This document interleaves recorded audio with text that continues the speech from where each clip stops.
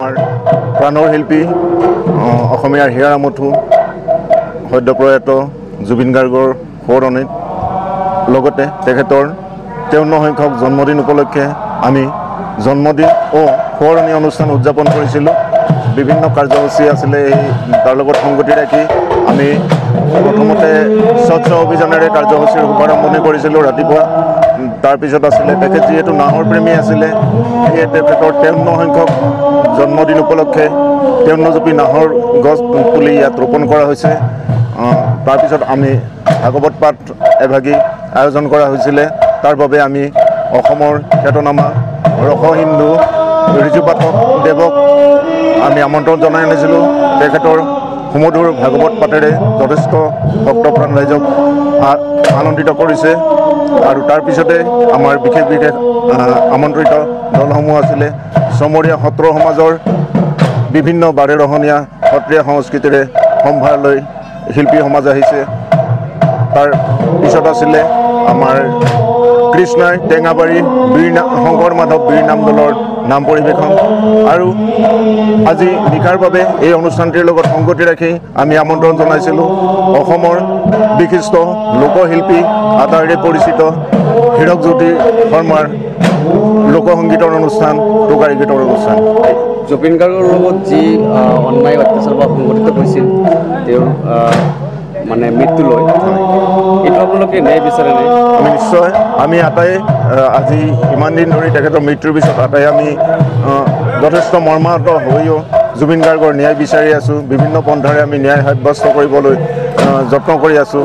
আমি আশাবাদী নিশ্চয় এই ক্ষেত্ৰত আমি ন্যায় পাম আৰু আমাক ন্যায় লাগিব। অসম চৰকাৰক কি ক'ব? অসম চৰকাৰক আমি তীব্ৰভাৱে আহ্বান জনাইছোঁ যে অনতিপলমে আমাক ন্যায় দি কমচে কম আমি জুবিন গাৰ্গক ঘূৰাই নাপালেও তেখেতৰ আত্মাৰ সদগতিৰ কাৰণে আৰু আমাৰ অসমবাসীৰ মনৰ শান্তিৰ কাৰণে আমাক ন্যায়টো লাগিব। আমি ছ'চিয়েল মিডিয়াত ৰাজনীতি হোৱা যেন অনুমান নহয়। আমি সৰ্বসাধাৰণ ৰাইজ হিচাপে বিভিন্নজনৰ বিভিন্ন ক্ষেত্ৰত আৰু এই ক্ষেত্ৰত মাজে সময়ে সঘনে আমাৰ মাননীয় মুখ্যমন্ত্ৰীগৰাকীৰ বক্তব্যৰ সলনি হোৱা দেখা পাওঁ। গতিকে আমাৰো সন্দেহ হয় এই ক্ষেত্ৰত নিশ্চয় কিবা এটা ত্ৰুটি ৰৈ গৈছে আৰু ন্যায় প্ৰক্ৰিয়া যে পলম হৈছে, লেহেমীয়া হৈছে, সেইটো আমি স্বীকাৰ কৰোঁ। এই ক্ষেত্ৰত আমি চৰকাৰক দাবী জনাইছোঁ অনতিপলমে আমাক ন্যায় দিয়াৰ ব্যৱস্থা কৰক। ভাগৱত আৰু নাম গীত বৰ্ণনা পাই আছোঁ, এই বিষয়ে হয়, আমাৰ ইতিমধ্যে ক'লে 53 সংখ্যক জুবিন গাৰ্গৰ আমি জন্মদিন সোঁৱৰণি অনুষ্ঠান আয়োজন কৰিছোঁ।